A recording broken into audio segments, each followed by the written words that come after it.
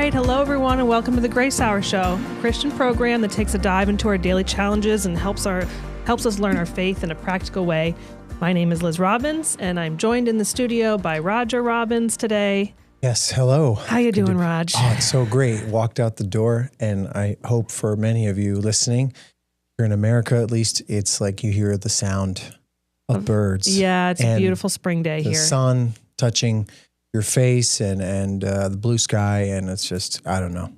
How does it not bring Fun fact joy? about Roger, he really likes birds. Stop. He loves talking about birds. Okay, but today we are going to talk about one of the really cool attributes of God, and all week there will be different discussions on different attributes of God, which is always amazing because I think as believers, it's just one of those things that really strengthens and encourages your faith when you get to know something about God, or really just really look at something closely. So today we've got probably for a lot of you, a new word. It was a new word for me. And this is in theologians, it seems to be a pretty well-known word, but I didn't know it. So we are going to be talking about the impassability of God, that he is impassable.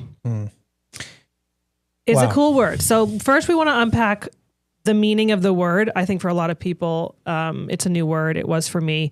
So we'll just talk about what it actually means and how that kind of impacts the way we view God's character and nature, all his other attributes, and hopefully, I think this is going to be really encouraging. We were encouraged studying for it. So, I think anytime you study one of God's attributes, one of his characteristics, one of his many shades, and let's be very clear that Liz and I and all human beings are taking their little magnifying glass and basically looking at something gigantic, like a huge skyscraper, and trying to understand all its parts and pieces and trying to count up the millions of this, that, and the other. We are just with our little magnifying glass, just trying to see something in the vastness and amazingness of God. So,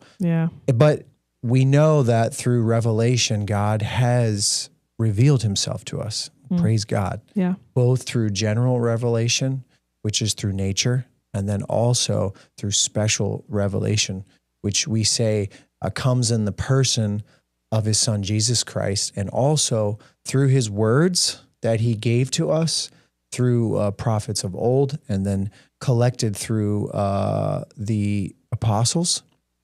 And then lastly, he's revealed himself through the Holy Spirit and through his church. So there's lots to see, to gather, to help us along with our magnifying glasses, how to just be amazed today. And I think that's what we're trying to do through impassability is let's look at this. So what does it mean? A lot of what we're drawing from is from Norman Geisler. He is a Christian theologian of this day, of this century, and he's been a blessing to so many of us. And two things that he breaks down are impassibility affirms that God is without changing passion, but it does not deny that he has different feelings. So the first thing I want to just maybe go at is that impassibility speaks to God's it's his nature, but when we think about nature, we think about a person's feelings, his characteristics based upon passion, what he likes, what he dislikes, right? That's what really makes up a lot of who we are, what we like and not like, right? But with God, because he is perfect, all perfect, it is saying that he cannot and does not change. So when it comes to his passion, and we would say another word is feelings, but feelings is kind of like a lower level word to describe God. Hey, God, you have feelings. That doesn't compute.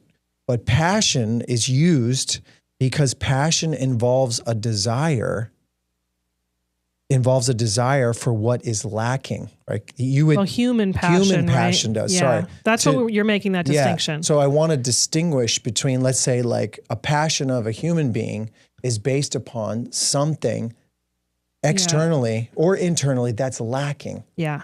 So I have a passion, I have a response, for example. Yeah. And my emotions react to it based upon something that's lacking. There is an impression, there is a, let's say, like something that isn't, like, for example, when we think about this, we think that can God feel pain or suffer and be inflicted upon, like misery, for example, in his life, but his passion, his feeling is unchangeable. So if it is a bad passion, for example, his wrath, it's not happening or like firing off based upon another cause. Yeah. So he is not being hit, for example, with some news or some effect, some wave of outside force that then makes him passionate or emotional, express his feeling. Yeah. So it's hard for us to understand, like, wait a minute, are you saying you're uncaused? Like you are causeless? Well, or not. I think it's that he doesn't react the way that a human is reactionary. Well, yeah, right? that's the point. Yeah, because I wanted to, when I looked it up, as a mere commoner, I went onto the World Wide Web and typed in. Did you really? What does impassability mean? Yeah, absolutely. That's like step one for me. That's where I. You didn't tell me that. That's before where the show. I really get into it. Wait a minute, time out. I know. But it was interesting because the word impassability right away, they give you the common meaning for it, and then they give you the theological. And I thought that the common meaning in itself was a little bit enlightening. And it's like, if a certain way, like through the mountains, is impassable, it means you can't overcome it. Yeah. Like you're not going to be able to get through it. And in the same way, the theological meaning is that if God is impassable, it means he's not subject to emotional changes or external forces that would alter his being, right? Or so like his inner state. So what's one word that could sum that up? Immovable. Yeah, like so, because I was thinking about that, like he can't be overcome in the sense that the way that we are as humans, there's so much that can, like you were saying, cause us to do this or that something would happen and we would react to it. Right. Whereas God is perfectly whole, and it's been a few months since we did this, an episode about who God is, but we did one, and I remember looking into this idea that God is the only uncaused cause, which is what you brought up, that idea that he's the first cause, meaning that if you look at everything that's created, it was created by God. And so they all have a cause. He is the cause. Yes. But there's nothing behind God or under God foundationally. Like he is the foundation of everything. Yeah. Everything else is because of him, right? And so because of that, there's nothing that could like cause him, like in the most fundamental sense. And that's just hard for us to understand, isn't it? It's very hard. Just you even talking about it, I'm like, oh, like, no, there's got to be a way around that. I mean, even when you think about like, okay, you've got like an apple, but if you look closer at the apple, it's made up of little cells. And within the cells, you look closer and closer, and you can get all the way down to like the atomic level. And now people are looking at subatomic particles, trying to get to like what is the cause? Like what's the foundational thing that we're all made of? And behind all of that is the God who is outside of creation. So he is not impacted by external forces the way that everything created is. So true. So I think it's really cool to think about it, because in the Bible, there are words that are used to describe people and to describe God. And those words are used interchangeably, like anger. Like a person can be angry and God can be angry. Yes. But if you study the theological, the underpinnings of that, you see that God's anger is wholly different from human anger. Yeah. Just like God's love is. Yeah. Right. And if we try to like put the round peg in the square hole sort of thing, like we just keep mashing it. Yeah. Like nothing's ever going to change. Like we have to stop doing that first. Right? That's a really good point. And that's kind of the idea that like I'm finite and he is infinite. If you even hope to get a glimpse of God through your tiny magnifying glass, that's where you've got to start. Right. And so two things that Norman Geisler brings out is that God is not passible or subject to passion. So externally, right? Like I was saying, humans, we only compute this because our passions involve a desire from a place of lacking. Like we have been caused, and therefore we go back to that cause. We're always like reaching, trying to fit, and mold. But God cannot undergo passion and suffering. So then you're like, wait a minute, he can't undergo passion or suffering. Nothing in the created universe can make God feel pain or inflict misery upon him. So, and then Norman said that this doesn't mean that God has no feelings. It means that his feelings are not based on something or someone's actions imposed on him. So this is like the first little... So to play devil's advocate, right? Which we in our studying we always like to think what questions do people have? Okay, don't go there yet though. Oh, really? Okay. Okay. It's my favorite thing to do. Okay, yeah, you can. Let's do it. No. I was just thinking that like in the Bible, we see God changes his mind. Yeah. Right? Like, come on, we see it. We see that he was going to do this, and then he doesn't do it. Right. So if you're saying that God doesn't change and he's not acted upon, then how can he change his mind? Yes. Okay.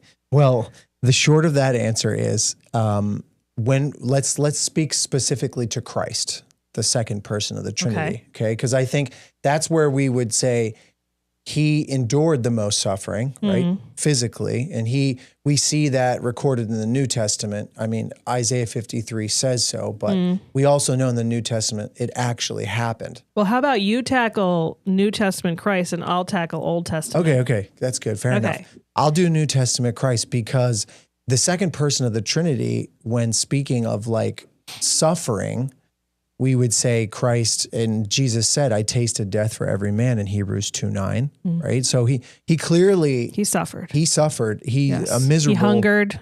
A miserable and fateful way. However, one thing that we find in our theological like terminology is the word, and it's very cardinal and orthodox. It's the idea of the hypostatic union, which is that Jesus is divine. He is the Son of God. But he took on another nature, a human nature.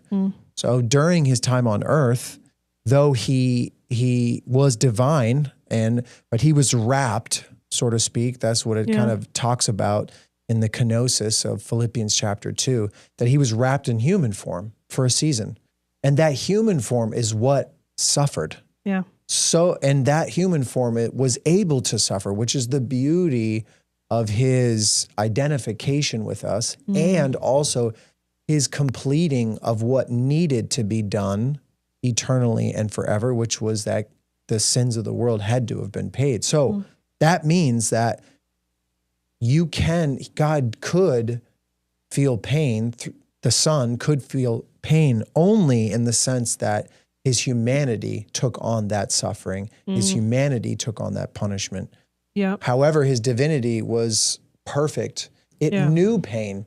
It knows all pain. It knows everything that we could compute as suffering. Yeah. So that's really hard for us to delineate or separate. How could he come and identify with us and not say that not compromise that he had to learn it, because it says that he learned things. So he grew. So it all speaks to humility. It speaks to him laying down, and that's really Philippians chapter 2. He did something extraordinary, but it did not compromise. And Ignatius said this to Polycarp. Polycarp is a great bishop of Izmir, Smyrna, where we used to live. And he said, look for him who is above all time, eternal and invisible, yet who became visible for our sake, impalpable and impassable, yet who became passable in human form, not human form for our account. Yeah. So he became passable for us.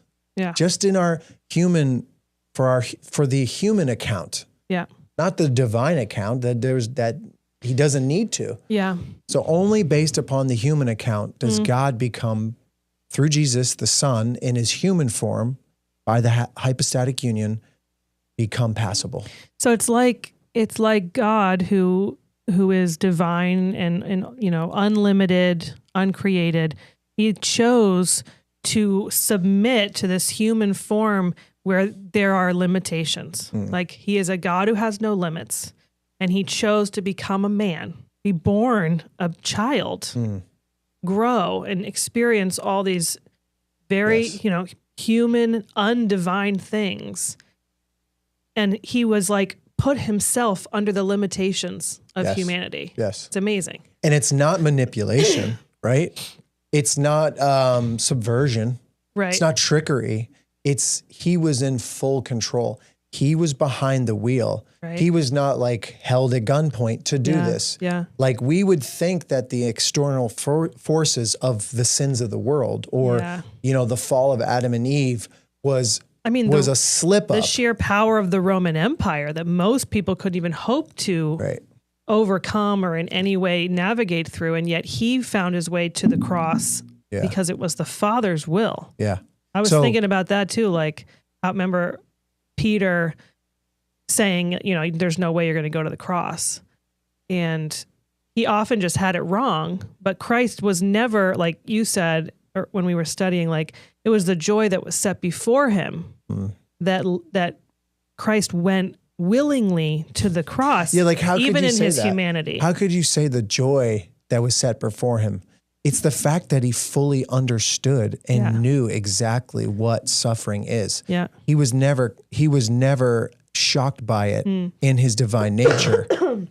I think whenever I think about the incarnation, which we're treading on such holy ground with these are cardinal doctrines in many ways. Right. So we want to be so careful. But whenever I think about the incarnation, what I think about, you said humility, and I always just think about how secure God was in his nature, that he was willing to set aside his divinity. Like if you think about like any human person, we always want to attain more power because we're so insecure. Because we're lacking. We're so lacking. But he has no lack. Like he has no lack. So always full. He's not grasping, right? Yes. That's another translation. Like he wasn't grasping at his own divinity. Yes. He was willing to lay it aside. And I think it's so important whenever we're trying with our limited minds to grasp something about God, we always have to go back to that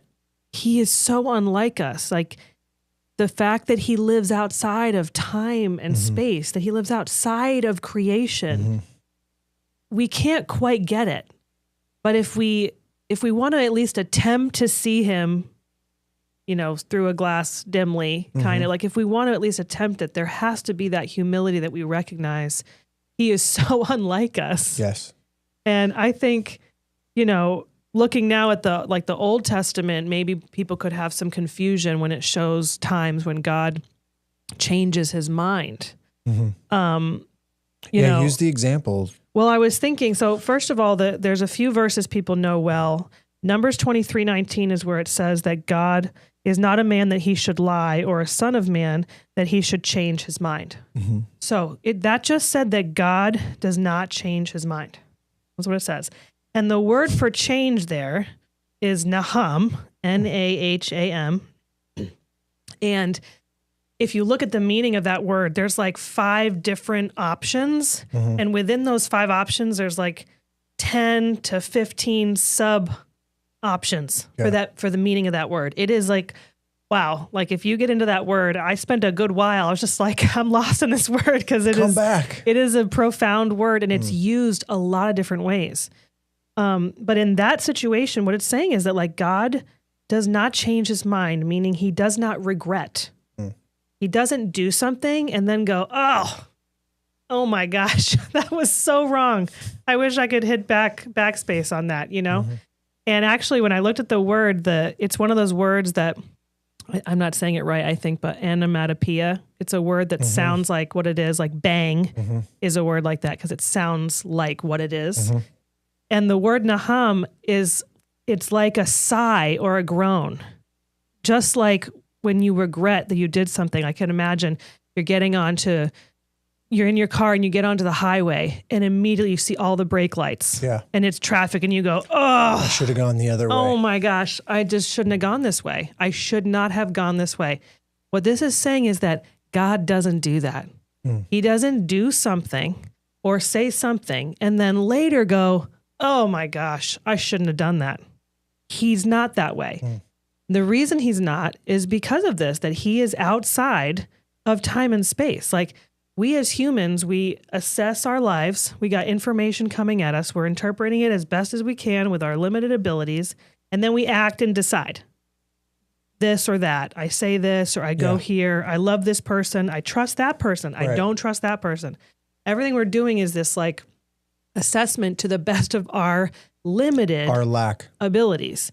But God has unlimited ability. He has unlimited wisdom. He is outside of time and space. So there is never a time when he does something in time and space and regrets it. And there's never a time when he would lie or he would be misinformed. And so, you know what? I got that one wrong. Yeah, I didn't get it. That happens to us all the time, right? Yeah. So I was thinking about in Jonah, because Jonah is one of my favorite Old Testament books. I love Jonah. And in the book of Jonah, we know what happens. God says he's going to destroy Nineveh. It's a terrible city. They're evil. They do disgusting, despicable things. And he sends Jonah to go, and Jonah doesn't want to go.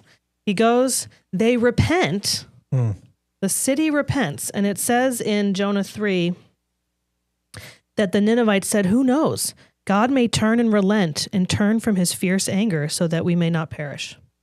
And the next verse, verse 10, when God saw what they did, how they turned from their evil way, God relented of the disaster that he had said he would do to them, and he did not do it. That word relented is naham. He changed his mind. It's the same word. Yes. So you could see how a person who would be reading the Old Testament would be like, hold up. Numbers says he won't change his mind, and he just said, I changed my mind. Yeah. So this is where we get to like really enjoy.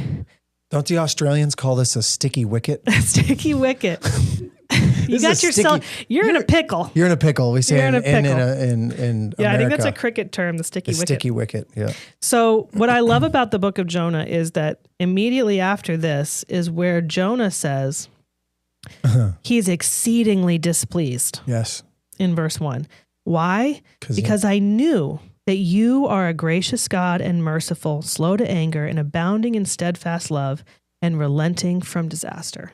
So what happens here is Jonah actually knew that God is unchangeable. Impassable. He knew that he is impassable. Somewhere along the lines, he revealed that to him. He understood that when God says something, he is that way. Yeah. He is who he is. He is the I am. Yeah, he has unchanging feelings. He's like, his passions are set. Yes. His anger and his wrath and his love. And he can go in both directions. Yeah, they're pure. He can have unchanging, mad feelings, right? Like his wrath is there. Wrath, right? And then he can have unchanging, good feelings. Yes. You know? Yes. So, and I don't think it was this book, but the other one you were reading at home when we were studying said this, that what can change, and in my commentary here was Matthew Henry who said, when it says he repents or changes his mind, when it says he nahams, just adding an S to a random Hebrew word, scholars are freaking out. It is not referring to any change of his mind for he is one mind. Like, he's not going to change his mind, but only of the change of his way. So in this situation in the book of Jonah, God said that he would change his plan. He was going to destroy the Ninevites. And then they repented, and he said, I'm not going to destroy you. So what happened? Did he change? Yeah. Was the God of the universe impacted? Was he acted upon by external forces? Who Meaning, moved first? Did the Ninevites' repentance change who he was? No. He has always been gracious, merciful, slow to anger, abounding in love, relenting from You know what disaster. I was thinking as you were talking? I don't know if this is a good example of this, but like when you're playing like an instrument, like let's just say a trumpet, like you're blowing air through it and it's going out like the end, the exit of it, right? Yeah. Air's only going in one way, but up top you have like these three, I don't know what they're called. I don't know what they're called either, but Look like buttons. they're like buttons that are like cause movements and variations in the sound, and the vibrations of the air passing through. Right. So it's like saying, you know, you are breathing air and it will always come out that way. You are pushing air through it.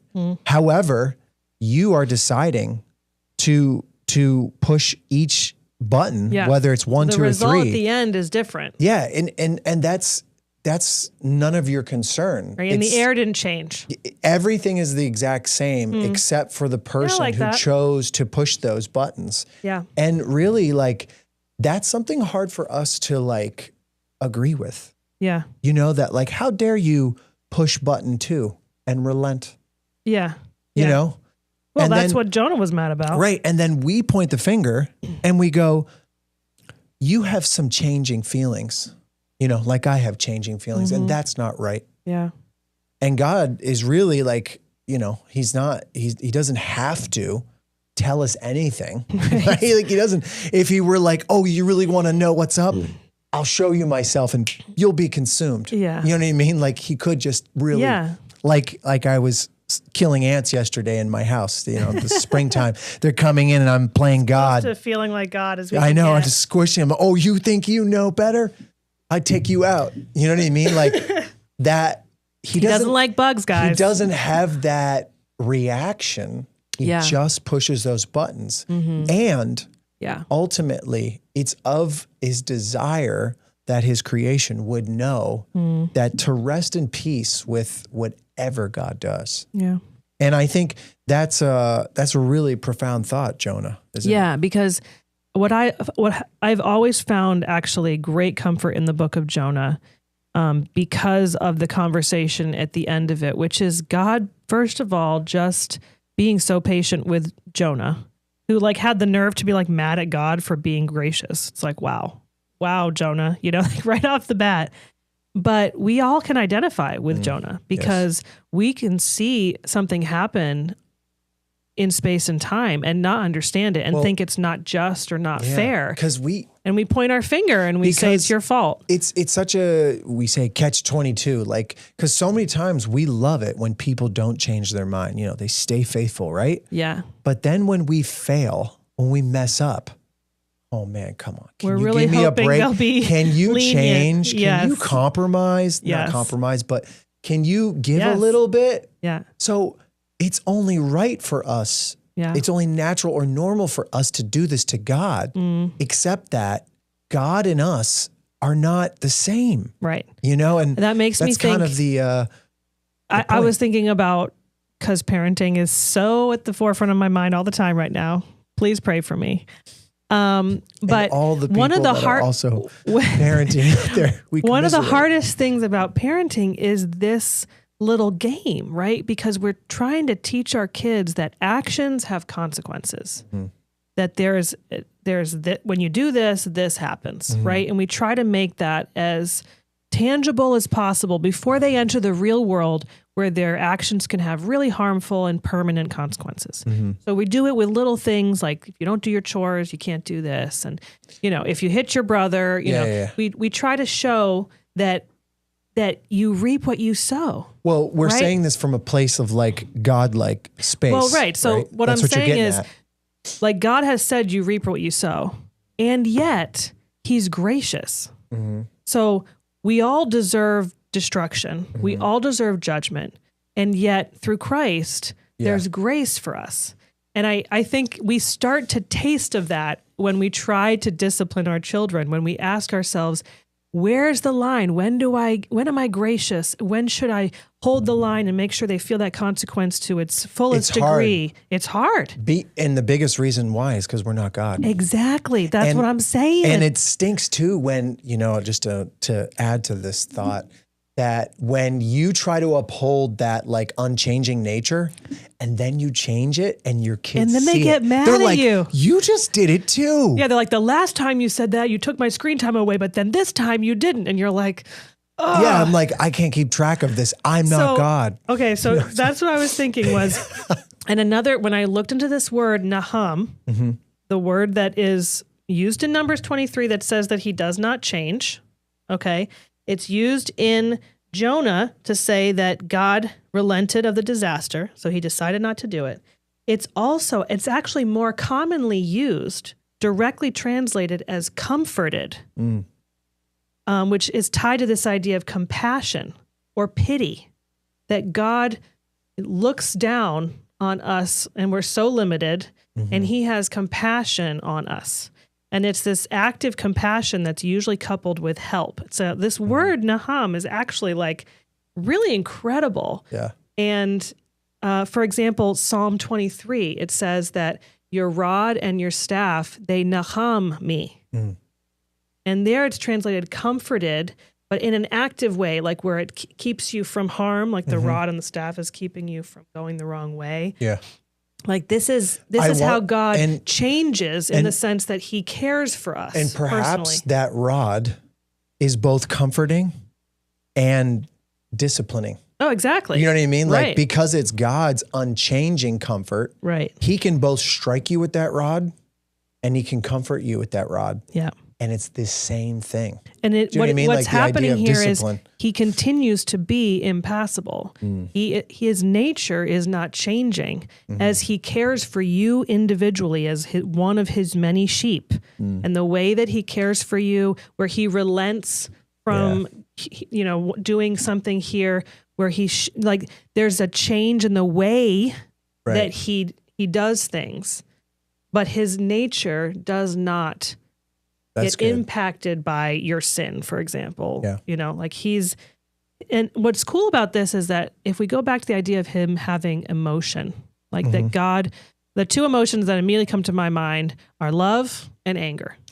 Those are like strong emotions. Well, we could also say God has a lot of feelings. He has jealousy. Yeah. It's in Deuteronomy 29. He has hatred. I think it's Psalm 45. Yeah. He's got hatred. The Holy Spirit's grieved. Right, sorrow. In Ephesians chapter 4. Mm. And actually, he's pleased when we operate in faith in Hebrews 11:6, right? Like he's pleased. So he does have feelings. Those are like emotions. And what's cool is if we unpack this idea that he is not acted upon, so his emotions that I can't change his emotion, that means that his love cannot be changed by the way that I act towards him. Mm-hmm. And this is the description we see of agape love, right? And this is divine love. It is unlike all human love. He chose to love based on nothing or no one. And same with his wrath or his anger. Because of this truth that his nature doesn't change, he is not fickle. He's not going to say that lying makes me angry, right? Because that lying is a sin and sin angers God. But then change his mind later and say, actually, I've thought about it a little bit more and no, you know what? It's not a sin. That would be being fickle. Like that would be like actually changing his mind. We see that in human society. We're shifting opinions all the time. Something that we thought was wrong before, now people are saying it's right. It's no problem. It's good. Thumbs up. Yeah. God is not like that. So because of that, we can trust his wrath. Do you know what I mean? Like I was thinking like that his wrath is trustworthy. And I think I don't know. I just think that's a beautiful thing and it does comfort, doesn't it? It does. It's a Nahum type thing where I get comfort knowing that not only is his love trustworthy, it's steady, it's unfailing, but also his wrath is trustworthy. When there is a judgment given by God, I can trust that. Yes. I think the best way to say it in a short sentence, Geisler said that he has sensitivity, but he doesn't have sentimentality. Like he has this ability to be comforted, but not manipulated. Like it's an unchanging comfort. Wow. So he is both sensitive, but he's not sentimental. So when we change, God doesn't change. Yeah. So we were like, wait a minute. No, when I change, everything around me changes. Like I make that it'll affect our relationship. Right. It'll affect us. But that's how we compute. That's how we operate. But he said, we simply move. It's not that God does not change when we change, right? It just means that we simply move, he says, under another unchangeable attribute of God. So really it's just when we change, we're getting closer to getting to know God. We're coming underneath him. I like that. Yeah. It's not that, God's like, I'm going to have to do this and do that to accommodate and help you and cover you and do this and that. He's like, no, you're going to come under me because I'm always this way. My arm is always stretched open wide. You know what I mean? Yeah. So there's, I think in a visual amazing way that can really help you. Yeah. And I think the truth of this nature of God and how it can like be an encouragement is made clear in Hebrews 6. So in Hebrews 6, it's about that we can trust God's promise to us. And it says in verse 17, so when God desired to show more convincingly to the heirs of the promise the unchangeable character of his purpose, he guaranteed it with an oath, so that by two unchangeable things in which it is impossible for God to lie, we who have fled for refuge might have strong encouragement to hold fast to the hope set before us. And this is one of my favorite phrases in the New Testament. We have this as a sure and steadfast anchor of the soul, a hope that enters into the inner place behind the curtain, where Jesus has gone as a forerunner on our behalf, having become a high priest forever, after the order of Melchizedek. This phrase, like a sure and steadfast anchor of the soul, like that God is this way, that he is impassable, it builds our trust. It shores it up. It becomes this anchor of our soul. Yes. Right? I think that is incredibly encouraging and comforting. And it's why considering the nature of God, as mind-bending as it can be, we reach our limits. We're constantly hitting up the limits of what our mind can even comprehend about an uncreated, perfect being. And to add to this point about Hebrews is that another part about God's impassibility is that it doesn't mean that he's immovable or immobile. Like, you know what I mean? Right, like now he's that active. he's this mountain that he's just fixed there forever and he can't move. But actually, he's so dynamic. Paul said that in Acts 17, I think it's verse 25.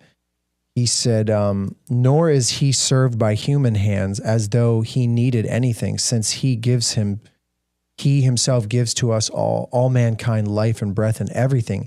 And he made from one man every nation of mankind to live on the face of the earth, and having determined allotted periods and boundaries of their dwelling place, that they should seek God and perhaps feel their way towards him. Yet he is actually not far away from any one of us.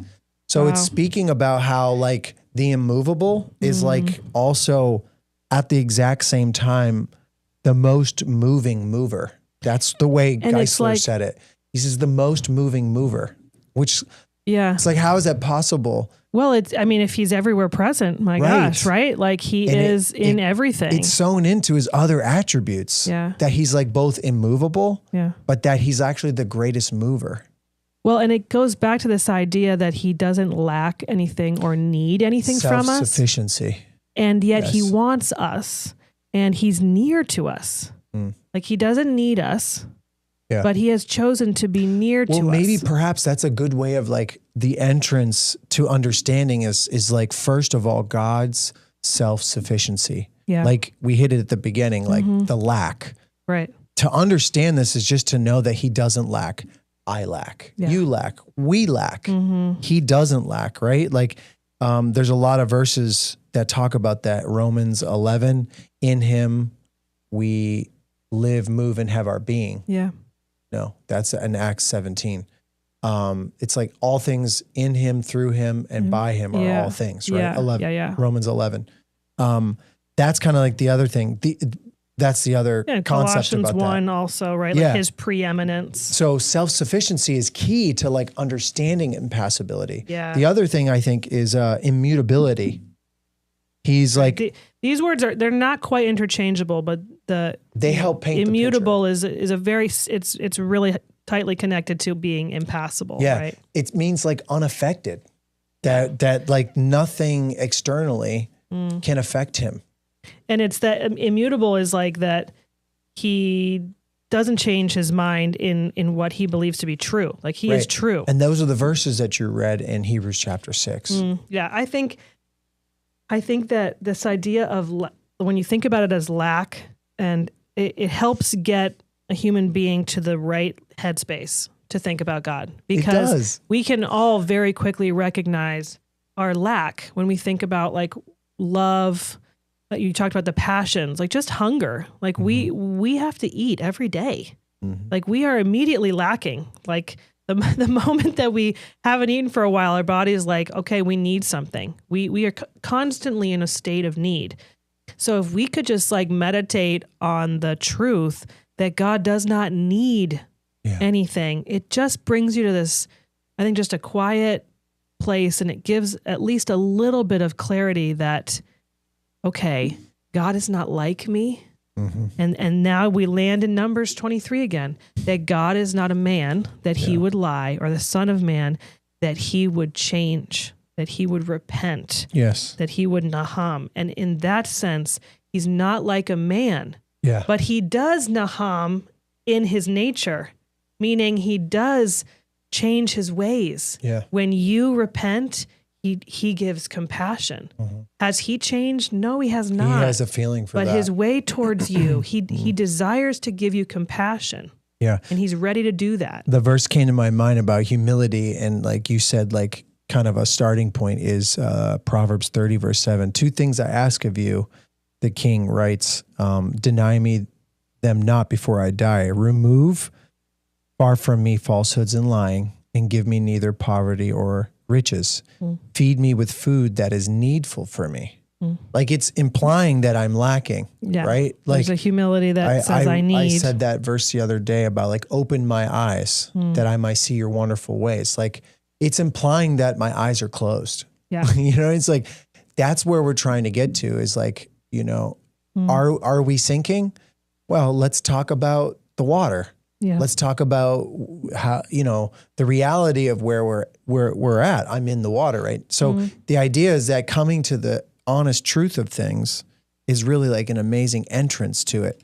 And then I was just thinking too, that Jesus told Peter, remember, he was like, you're never going to do that. What Jesus had said he would do. He said, I'm going to go to the cross. Right. Peter said, no, God forbid. You know, God forbid, That's you know, so basically you're going to change your mind. So ironic. I'm going to change your mind for you.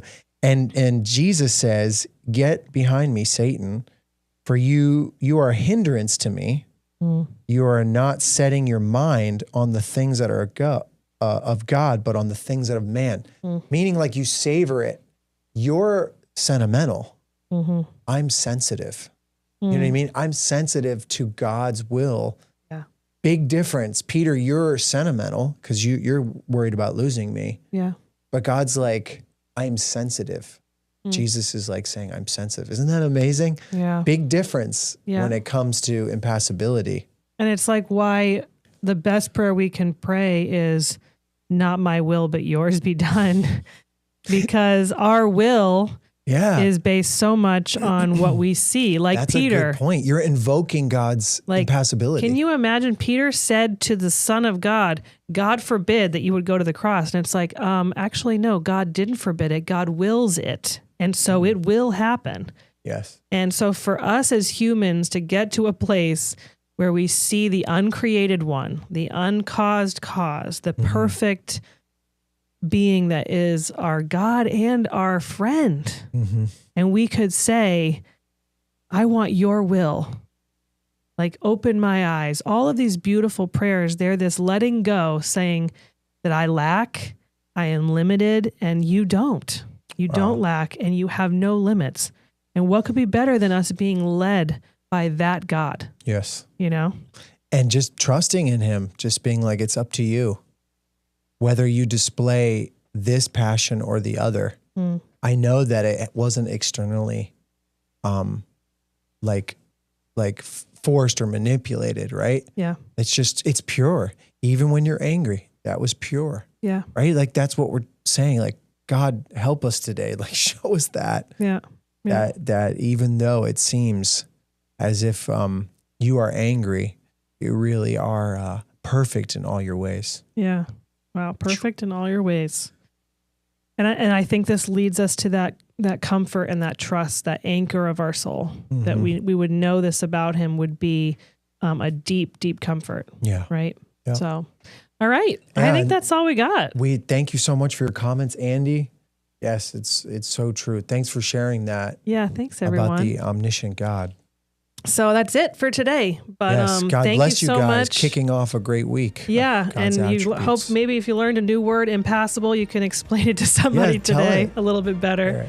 So don't forget to subscribe wherever you watch and tune in for all the shows this week. Thanks.